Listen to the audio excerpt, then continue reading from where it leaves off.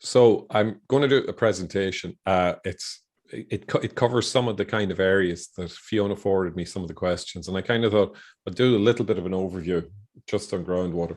And again, I can make the slides available if you want them. There's no problem with that.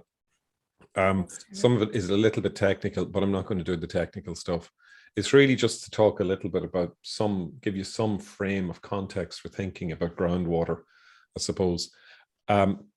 This is a guy I work with. This is down in the Burren, and just to show you the water that he's taken a sample of is water that's springing up out of the ground after. This is groundwater making its way to the surface after a rainfall event. And this being Ireland, of course, there's a perfect blue sky behind it. But just to give you a sense of what's going on. Anyway, I'm not going to spend any time on this. This is the definition of what I do, which is hydrogeology. Okay. Now, this will be on the exam. Fiona told me to tell you that. Sorry. The key thing here is hydrology is just the study of water, on the planet. That's it. That's what hydrology is about. And hydrogeology is the groundwater component. And it's the study of water in the ground. But this is the big difference. It's also about the interaction of the ground and the water. That's the really, really big difference, is that once water gets into the ground, this is something just to always be conscious of. The relationship between water and the ground is active. So it's not just simply water going through the ground. It's water going through the ground, but interacting with the ground. The water gets modified by the ground, and the ground gets modified by the water. Okay, that's all you need to remember from this thing. So it's a long, unwieldy definition, but the point is that the water and the ground's relationship isn't just simply a passive thing where water is simply just going through the ground because that's the thing that happens to be in the way. It's interactive. It's completely interactive. So let's talk about some really basic stuff. How much water is on the planet? Okay, before we get to Ireland, if you want. So how much water is on and above the Earth's crust? And it's something like this. It's some ridiculous number. It's a meaningless number, right? It's 1,300. I have to take a pause before I say this. 1,388,3,940 cubic kilometers of water. That's in, on, and above the Earth's crust. So that's a kilometer by a kilometer by a kilometer. Okay, times that big number there, or it's 1.388 by 10 to the 21 liters of water. So there's a lot of water in and on and above the planet. And the key thing to remember is it's tiny. All of the water on the planet makes up 0.1% of the Earth's crust. Even though when we look at the planet from outer space, it's the blue planet. It's literally the water, the bulk of it is the water that's sitting literally on the top of the ground, or very close to the top of the ground. And the key thing from our perspective, always to remember, is essentially the amount of water that's on the planet now is the same amount of water that's always been on the planet, give or take a little bit of change. But certainly for the last 2 billion years, the amount of water in and on the planet is essentially the same. What changes is where the water is. So right now, that's the kind of, I'll talk about the kind of split of where the water is. So when we roll back to the height of the Ice Age, 26,000 years ago, sea levels were significantly lower because there was more ice, because more of the water was locked up in ice. It's the same amount of water. And if you roll back 500 million years, we were in this thing called the snowball Earth, where essentially there was hardly any liquid water on the Earth at all. It was almost entirely frozen. So it's just the same amount. And everyone knows this thing, the water cycle. It's the basic thing we learn in primary school, and we learn it again in secondary school. But the power of this is sometimes forgotten. The key thing here is that water is constantly moving. Always remember that. It's always, the term you see, you can see it on the bottom, it's in flux. Water's in constant flux. It's in the oceans, it evaporates, it falls as snow, as rain. It freezes in the mountains to form snow and ice. It gets down into the rivers and so on. So it's constantly looping and constantly looping. And in places we know, in some, like in the Antarctic ice sheet, some of the water there is hundreds of thousands of years old. It's been locked up for hundreds of thousands of years. Whereas in the atmosphere, the water might only be in the atmosphere for a few minutes. And in oceans, it's about a few years on average. So, and likewise, when we think about this cycle, it becomes really important, because when we're talking about groundwater, it's just water that's part of this cycle. It's not separate from it. It's just an integral part of the water cycle. And when we talk about groundwater, from our perspective as geoscientists, we don't treat surface water differently from groundwater. It's the same water. It's constantly moving between the land surface and the ground. They're not two distinct units that are not connected. So they're always kind of fluxing between the surface and beneath, if you want. So at the moment, the bulk of water on the planet is seawater. 98% of the water essentially on the planet at the moment is seawater. So the remaining 2.5% is what we call the available fresh water, if you have a sense. But off that 2.5%, about 70% of that's locked up in ice. So it's not readily available to us. And the remainder, the bulk of the remaining available fresh water on the planet is in the ground.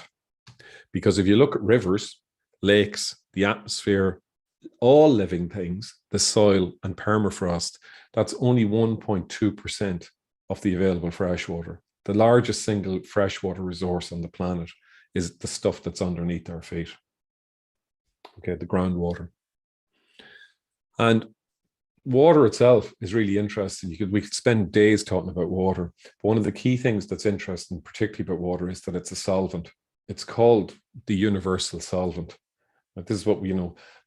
And we know this from practical perspective.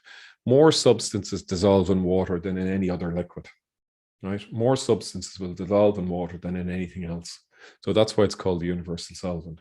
So if you make tea and you put sugar in it, the sugar dissolves because it's dissolving in the water. Now, it's hot water, but it's dissolving. If you put sugar in cold water and you stir it, it will dissolve. If you put salt in cold water and stir it, it will dissolve. So sugar, salt, anything you want, if you give it time, if you put oil in water, everyone says the two will separate. Give it time and the oil will slowly dissolve. It'll take years, but it will slowly dissolve into the water. The thing to remember is, if something dissolves in water, it's not gone. It's still in the water. That becomes really important. So, and the water will move it somewhere else. So water dissolves, it transports, and it precipitates minerals. It will dissolve rock. It will move the rock somewhere else, and then it will dump it again. So the water won't keep the stuff all the time. So this is one of these really unfair questions I'm going to ask you. Is there such a thing as pure water? Fiona Stapleton, is there such a thing as pure water? Well, all those ads would tell you if you do the filters, there is, yeah. Yeah, okay, right. No, there isn't. There is no such thing as pure. The only place you get pure water is in a lab or in the atmosphere. The instant a raindrop falls, that's pure water. And the instant it forms, it's no longer pure because the water will interact with the carbon dioxide in the atmosphere, and the carbon dioxide dissolves in the rain, in the water. So every time it rains on you in Ireland, carbonic acid is falling on top of you. Right? It's an extremely, extremely weak acid, but all rainfall is acid rain. Now, it's not the acid rain that is problematic, but all rain is slightly acidic because the water is interacting with stuff in the atmosphere. And the thing that dissolves most readily in the atmosphere is carbon dioxide, and there's loads of it in the atmosphere. So if you look at this kind of image here, it's just this kind of, it's a good way of thinking about it. We've got fresh water, brackish water, saline water, and briny water. And there's different ways of how we measure the salt content of different waters, or the salinity of different waters. So just to give you some sort of sense of it, the average seawater salinity is 30 ppt, and that's essentially, that's parts per trillion. So a way of making sense of that is, if you got a liter of water and dissolved 35 grams of salt in it, which is a huge amount of salt, right? If you got 35 grams of salt, dumped it into a bottle of water containing a liter of water and shook it up, that would be essentially seawater. That's what you've created there. If you look at a bottle of Volvic, in this case, this is a picture of a bottle of Volvic I took earlier today. This is one's picture. Here's a picture I took earlier today. Every bottle of water that you buy will have something like this on the side of it, because it's legally a requirement of every company that sells bottled water that they put this. And you can see it says mineral composition in milligrams per liter. And this isn't the mineral composition of that, what's in that bottle. It's the mineral composition of what they put in their average bottles. So Volvic, you know, the chemistry changes slightly all the time, But on average, this is what any bottle of Volvic will contain. It'll have calcium, sulfates, magnesium, sodium, and so on. And the numbers just essentially relate to the amount of grams of those things in any particular liter of the water. But what's interesting here is you can start in milligrams. And so that's 1,000th of a gram. So you can see even in something like a bottle of water, we've got 12 milligrams of calcium, which is an awful lot less than 34 grams of salt that's in seawater. So when we're interested in this, you can see Volvic water, the dry residue is 130 milligrams per liter. That essentially means that on average, every bottle, 1 liter bottle of Volvic water will have 130 milligrams of salt in it, because all these elements are just salts. So in other words, a standard bottle of Volvic has a salinity of 0.13 grams per liter, whereas seawater has a salinity of 34.7 grams per liter. So seawater does enough salt in it that we can taste it. Volvic, there's salt in it, but not enough that we can taste it. Or Galway water, or Ballygowan, or all the other bottled waters that we buy, or the water that comes out of your tap. Every drop of water that comes out of your tap will have salt dissolved in it. And there's no harm. These are naturally occurring elements. Okay. And this is where they come from. This is the key thing. I'm not going to say anything about this other than this gives you some sort of sense of the common elements that we find in the Earth's crust and the oceans. And essentially it's the same stuff. The salt that we get in the oceans just comes from the ground. It comes from the rocks, it comes from the soil. So it's related to the bedrock. And then when water evaporates from the oceans, nothing can go with it. So the salt gets left behind and it gets more concentrated. And if you've ever been in France or in Spain, where they evaporate seawater to get the sea salt out, all you do is in a very hot climate, you create a little lagoon right beside the sea, just make it really shallow and let the water evaporate. And when it evaporates, all the salt's left behind in your ground and you've got your sea salt. That's how that's all we're doing here. One of the questions was, how do you get water out of the ground then? This is a standard sampling setup that I use. There's a well. This is a domestic well in East County Galway. There's a domestic well. There's a tube that just goes down the well, and this is what's called a peristaltic pump. So the water essentially gets pulled up this tube, which is just a narrow plastic pipe, and it runs into, here, this is a cell that I have a unit in there that measures the salinity, the conductivity, the temperature, and the dissolved oxygen of the water. And then there's a little tap you can see here, and when I'm ready to take the sample, I just fill the bottle in. So there's nothing, you can take groundwater samples any way you want. The standard way we would do it in Ireland is from a domestic well like this, we'll either try and take a sample directly from the ground, because then you're sampling the groundwater. If you take a sample from the tap in the kitchen, you're sampling the groundwater that has come up through the pipes and into the kitchen. So you're not necessarily sampling the groundwater anymore, and particularly if there's a filter in the system. So if you don't have a pump or anything like that, you don't need to borrow or, and these things are very easy to get your hands on, and you can rent them or you can buy them. They're not all that expensive. But one other option is most people, particularly in rural areas who have their own well, they probably have an outside tap. And the outside tap is a good place to take a sample from if you need to take a sample and you don't have a pump, because typically the outside tap is connected directly to the pump. It doesn't come through any filtration system. So if you do need to take a sample of groundwater, say from a farm, and they have a tap stuck to the wall outside the house, take it from there. And the easy thing to do is let the tap run for a few minutes. Because if you take the sample immediately, if you just turn the tap and take the sample immediately, all you're getting is the water that's in the pipe that's actually just sort of backed up behind the tap if you want. So just turn on the tap, let it run for a few minutes. So essentially, it's like, when you turn on the tap and the water's warm, and then after a few seconds, it starts cooling down. Because as soon as you turn on the tap, you're essentially just getting the water that's sitting in the pipe.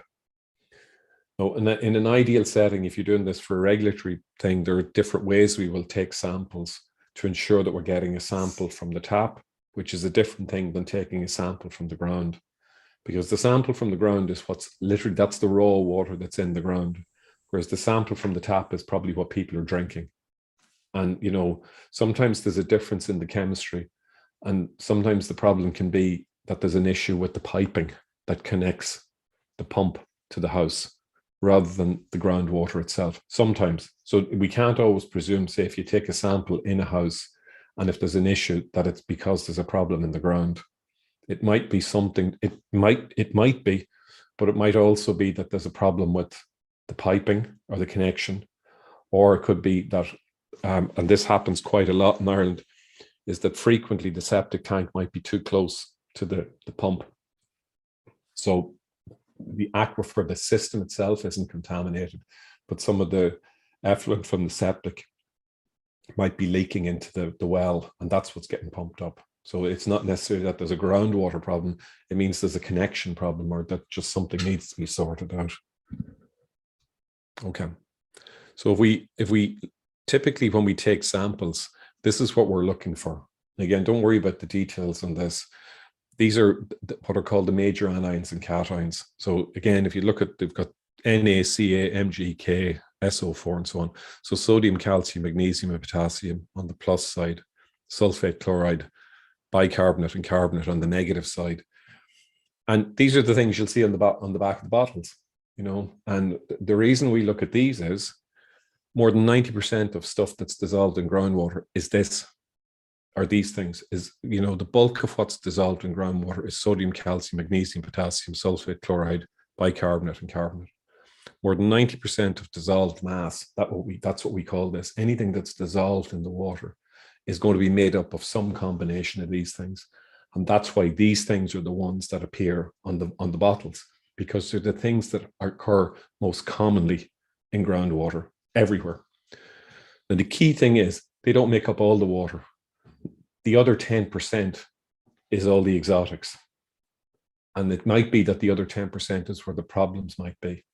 So you might have elevated arsenic in the water, but the levels of arsenic might be extremely low, but they might be large enough to cause problems. You might have elevated zinc in or lead in the water, or you might have iron in the water. Now, iron's not it doesn't cause any health problems, but elevated iron is really common in groundwater in Ireland.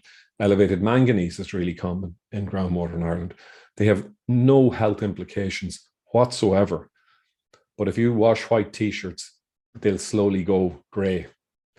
They'll also start precipitating out in your washing machines, in the dishwashers, in your kettles. They cause real problems with precipitate, stuff that will precipitate out.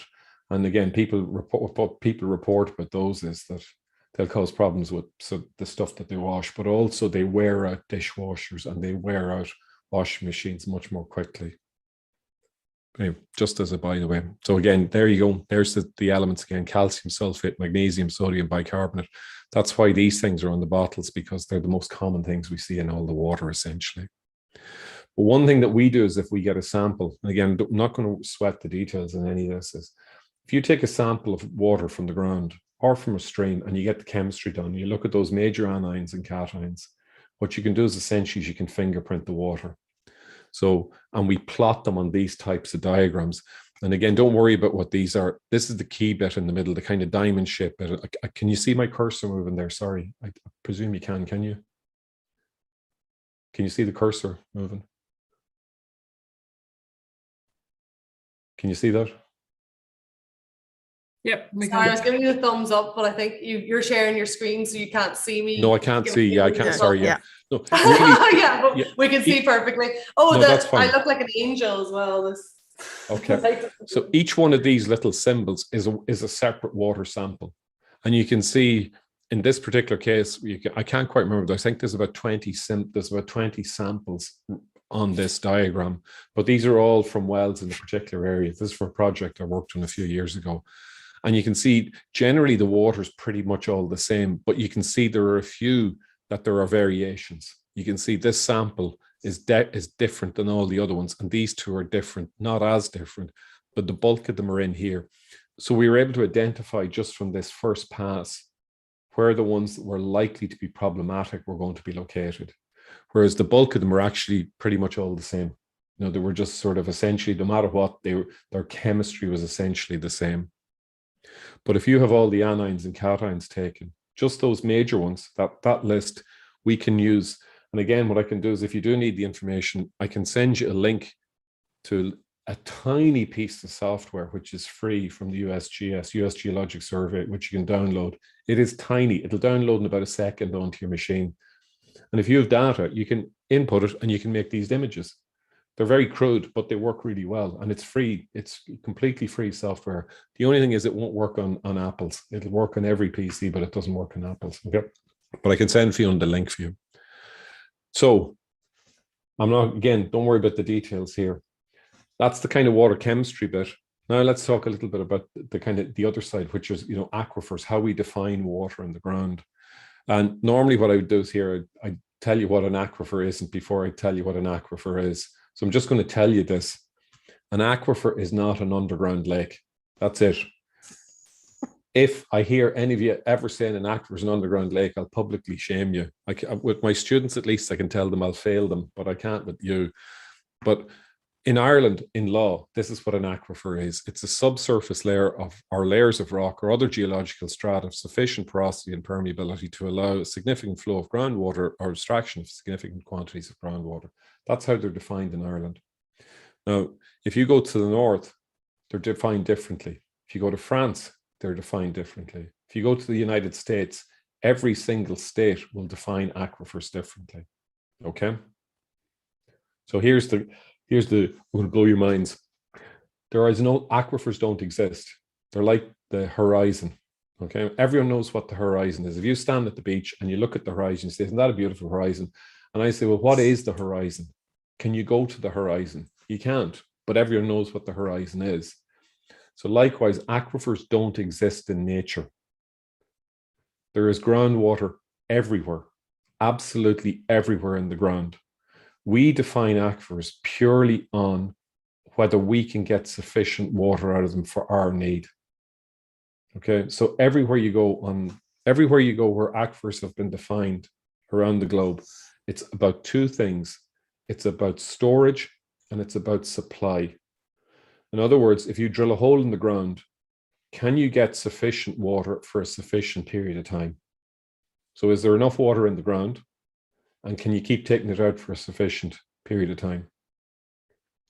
And that's going to be based on, and you know, if you drill a hole in the ground and you can't get enough water for your factory, you'd say, oh, that's a poor aquifer. Whereas you could drill the same hole in the same ground, you get more than enough water for a house, and you say, well, that's a good aquifer because I've got loads of water. So the definition is a human construct. It's about our ability to access water from the ground over a period of time. And now the definitions, when you look at the definitions, they all have something about storage and transmission, about how easy the water can move through the ground and how much water can be stored in the ground. So generally speaking, the more readily the water can move through the ground and the more water that's in the ground, we are likely to say that's going to be a good aquifer. Whereas if we have to work very hard to get the water out of the ground and we don't get that much out of it, we're going to say it's a poor aquifer. But there's water everywhere in the ground. It's the key thing, all right? So that's the legal definition in Irish law from Statutory Instrument number 9 from 2010, the European Community's Groundwater Regs, okay? So in Ireland, everything in Ireland is considered to be an aquifer. Absolutely everything. We have no non-aquifers in Ireland. And this is how we define it. This is how we group aquifers in Ireland. We have gravel aquifers and we have bedrock aquifers. And all of this information is available on the GSI website. And then within that, we have locally important or regionally important. And in bedrock, we have regionally important karst systems, we have locally important systems, and we have pore systems. And pore systems, the pore aquifer, PL or PU, that's as close as we get to Ireland to saying this is not a good aquifer. Whereas the RK ones are the ones we were saying, this is a really good aquifer. If you have an industrial need, if you're trying to provide sufficient water for a town or a village, if you get the water out of one of these, you're going to meet that need. But you may not, in the ones at the bottom, you might get sufficient water for a single house, but you mightn't get enough water for a town or a village. Okay. And then when we look at it on the map, the image on the left is the bedrock geology, and the image on the right is the aquifer map of Ireland. And again, you can see Northern Ireland has no aquifers, largely because they're defined differently. there's a different use, there's a different definition. So with the geology, our geology crosses the border because there's agreed ways in how we describe rocks, but there's a different law in the UK and Northern Ireland about how we define groundwater in the subsurface. So the definition is different. So you can see the colours in Ireland all line up with the geology. So aquifers in Ireland are defined strictly by the bedrock that we find under them, because that's the easiest way to do it. So if you look at up in Donegal, poor old Donegal's got, is it pretty much the entire, all of Donegal is essentially classed as a poor aquifer. Some of it down around Bundoran, or sorry, around Donegal town itself is better, higher classification.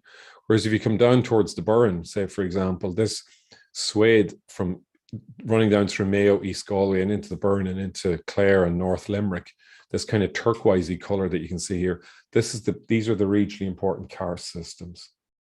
And they line up with the regionally important, this is where we see the karstified limestone. Whereas you can see the stuff, the bedrock we see in Donegal, that bright yellow and bright red stuff, that's really tough, resistant bedrock. Water tends to stay on it rather than get into it. It's easier for water to run off it than it is for water to get into it. Whereas down here in the Burren, it's actually easier for the water to get into the ground than it is for it to stay on the ground. But if you look over at the cliffs at Moher, you can see the classification changes because the bedrock changes. So in Ireland, what we do is literally the aquifers are defined entirely by what's underneath them, the bedrock underneath them. And these are what are called regional classifications. So even though up in Donegal, everything's kind of classified as a poor aquifer, you could actually drill a hole in the ground and get a huge volume of water out of a borehole in Donegal. And we've done this, I've seen this down near Kinvara, where adjacent houses have drilled into the ground, and we have had one house, they're saying, we have more water than we can deal with. And their neighbor has drilled 3 or 4 boreholes and hit no water, even though it's classed as a regionally important karst system. It doesn't mean it will guarantee you loads of water. It just simply means you're more likely to get lots of water. Where you get these zones where water can be carried, you're going to get loads of water. Whereas in Donegal, the regional classification is that they're not great aquifers, but that doesn't mean at any particular location, you may not hit a good source of water. And that's likely maybe because the rock is broken or has been modified somehow. Okay. This is the maths part of the evening. And I'm only just introducing this purely to introduce one term, right? This is what's called Darcy's law. This is the governing equation of groundwater flow. I'm not going to say any more than that about it, other than this is what we use. The Q on the left-hand side of that essentially refers to the amount of water moving through time. This is how we use this equation to work out how much water moves in the ground. And the key thing from your guys' perspective is this K value that sits in the middle of this equation. This is called hydraulic conductivity. It's measured in velocity. It's essentially the speed that the water travels through the ground. Okay, so the K is what's called hydraulic conductivity. And the definition of it is, it measures the ease with which a fluid passes through a medium. In other words, it measures the ease with which water will pass through the ground. It is synonymous with permeability. So technically, people will talk about permeability or hydraulic conductivity, and they mean the same thing. So when we talk about how permeable something is, we're essentially meaning how quickly or not water can move through it, which is completely different from porosity. We won't talk about that. And so these numbers, these ridiculous numbers on the right-hand side of your screen are generalized values of what we see for geological materials for hydraulic conductivity values. So you can see gravel has hydraulic conductivity values 10 to the minus 4 to 10 to the minus 2, whereas shale has values 10 to the minus 13 to 10 to the minus 9. These numbers are entirely meaningless. I struggle with these things. So one of the things I always do is I try and convert them into something that makes a bit more sense to me. So if I look at gravel, all these values up here, I've just converted them into, moved them from meters per second to meters per day. And essentially what this tells us is, if I have water moving through gravel, on average, it'll move at somewhere between 26 to 260 meters per day. Okay, that's the speed on average water will move through gravel. 26 to 260 meters per day. That's the top of the conductivity range for water in the ground. If you go down to the bottom, unfractured igneous and metamorphic rock, hello Donegal, in other words, right? These values are 10 to the minus 14 to 10 to the minus 10. You can't convert this into anything meaningful. Look, that still comes up at, on average, the water is going to go at a speed of 0.0009 millimeters per year, or up to a racy 0.6 of a millimeter per year. That's how quickly water will move through the ground. Now, from our perspective, that's essentially impermeable. That's where impermeable comes from. From our perspective, that essentially is impermeable, because even over the course of a human life, even over 100 years, it's still not, you know, at the low end of the scale there, it's still not even going to have traveled a millimeter. But geologically, we've 4.6 million years of time to play with. So everything, water gets through everything, okay? And then just one more on this is a value of clay, because this is an important one to think about. Clay has a very low conductivity, hydraulic conductivity as well. And you can see here, typically water will get through clay at a rate of about 0.3 mils per year, up to about 15 centimeters a year. And if you've ever tried to drive across a clay field that has water in it, clay fields or soil that has a lot of clay won't drain. And the reason it won't drain is because it's so difficult for the water to get through it. Right? And there's your answer. And this is why when we make landfills, we line landfills with clay. We line it with clay, and it's not because clay is easy and cheap or anything like that. It's because if you pack it down, it takes ages for water to get through it. And that means if you leach it in a landfill, then it's going to take at least, if your layer of clay is only 30 centimeters thick, you can see even when it's going really quickly, the water will still take 2 years to get through a layer of clay at the bottom of a landfill, by which point it's probably denatured. Anything that's in it is probably gone. There's probably no harm in it at that point. And we use these K values to work out source protection zones. This is what we use to build source protection zones. Because what we do is we use what's called the 100-day time of travel. You might have heard of that term. And this is essentially, one way of thinking about this is, if you put a drop of water into the ground, how far will it travel in 100 days? And if you know what the ground is made of, you can use the hydraulic conductivity values to say, okay, given that it's a clay and the conductivity of clay is 0.3 mils per year, and you just divide that down by 365 to find out how far it'll travel in a day, and multiply it by 100, and that'll tell you how far it'll travel in 100 days. And you draw that line on the map, which is called the 100-day time of travel. And that's how you determine a source protection zone. And the reason they picked 100 days is generally most bacteria that we find at the surface will not survive in groundwater for more than 50 days. So when they were defining this, they said, just to be sure, instead of using the 50-day time of travel, we will use the 100-day time of travel. So if you put a drop of water on the ground and it gets into the ground, you should be able to work out how far it will travel in 100 days. And say if another way of thinking of, if you've got an activity going on, if you're, say, got a fuel depot, or if you've got a slatted shed, or if you've got a water treatment plant where there's discharge, but you've got a well in proximity to it. If you know that the direction of groundwater flow, if it's flowing from the source of possible problems towards the well, we can work out the 100-day time of travel and say, well, actually, by the time any drop of water that has arisen from that first location gets to the well, it's 200 days. So any bacteria that's in there will be long dead. So there's not going to be any problem with that. That's how we work out source protection zones. Okay, it's as simple as that. And then all you're doing is you're mapping them using GIS mapping techniques. And we need to know which way the groundwater's flowing.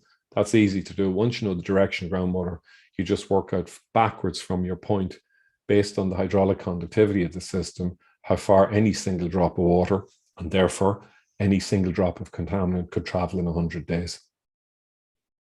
And then you just start marking that on your map, join up the lines, and you've got your source protection zone. So chemistry reflects the bedrock, which is the lithology, because the water will interact with the bedrock.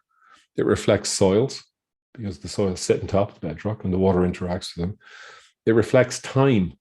The longer water's in the ground, the more it will dissolve. It'll reflect the flow path, how water gets through the ground, and it'll affect the exchange rate, which is the chemical interaction between the water and the ground itself. So water contains elements, which are minerals, which are salts. So when you talk about salt water, when we talk about mineral water, when we talk about elements, they're all the same things. And here's the philosophy, if you want, just to finish up. All of these elements, minerals, and salts, they're all found in the crust. So water, essentially, groundwater in particular, is just liquid rock.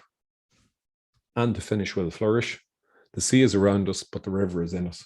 In other words, we're liquid rock as well, because we're made of the elements that come from the ground. And the bulk of us is just simply water as well.